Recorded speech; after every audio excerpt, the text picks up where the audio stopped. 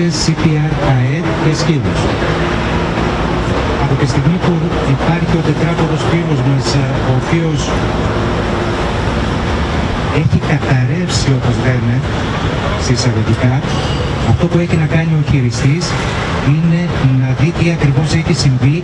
Ο Ελληνικός Ερυθρός Σταυρός σήμερα στα πλαίσια της Παγκόσμιας ημέρας σκύλου, από ό,τι βλέπετε, διοργανώνει μια καμπάνια πάνω στην εκπήδηξη πρώτων βοηθειών στα κατοικίδια ζώα συντροφιάς.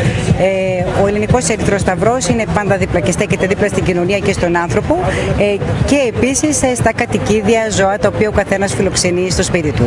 Έτσι σήμερα ο κόσμος εδώ θα έχει την ευκαιρία να παρακολουθήσει από κοντά επιδείξεις πρώτων βοηθειών, δηλαδή απλές πρακτικές, πώς μπορούμε να φροντίσουμε το κατοικίδιο ζώο μας και σήμερα τον σκύλο όταν βρίσκεται σε έκτακτη ανάγκη.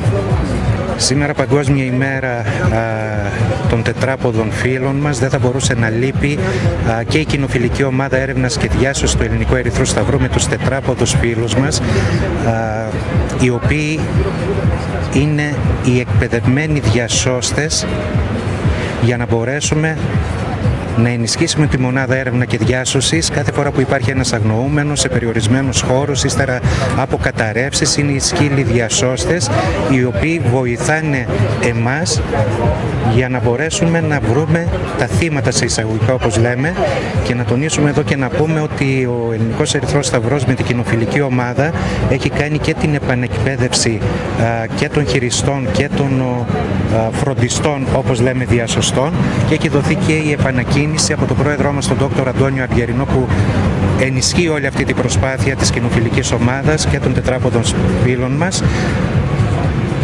Πανελλαδικά έχουμε πιστοποιημένους 8 διασώστες σκύλους και στη συνέχεια αναμένουν και άλλοι 4, έτσι ώστε να ολοκληρώνουμε σιγά σιγά και να μπορέσουμε σε κάθε περιφέρεια να έχουμε τουλάχιστον έναν διασώστη σκύλο για να μπορούμε να ανταπεξέλθουμε πάνω στην έρευνα και διάσωση αγνοωμένων. Ο τρόπος της αναπνοής, εδώ να πούμε ότι όποιος ξέρει πρώτες βοήθειες για ανθρώπους θα δει ότι η διαδικασία δεν διαφέρει κατά πολύ και από τους τετράποδους φίλους μας. Κύβει και ακούει την αναπνοή του σκύλου. Ταυτόχρονα κοιτάει το στήθος σαν να ανεβοκατεβαίνει, έχει τοποθετήσει και το ελεύθερο χέρι στα πλευρά για να δει αν υπάρχει κίνηση και ακούει, αισθάνεται αν υπάρχει κάποια κίνηση και αν αντιλαμβάνεται την αναπνοή του σκύλου. Τη γλώσσα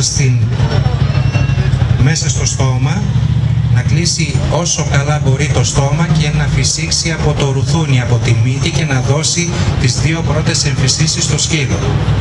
Αν δούμε κάποια κίνηση, αν δούμε ότι ο σκύλος επανέρχεται, πάει να πει ότι καταφέραμε την διαδικασία να ενισχύσουμε την αναπνοή του.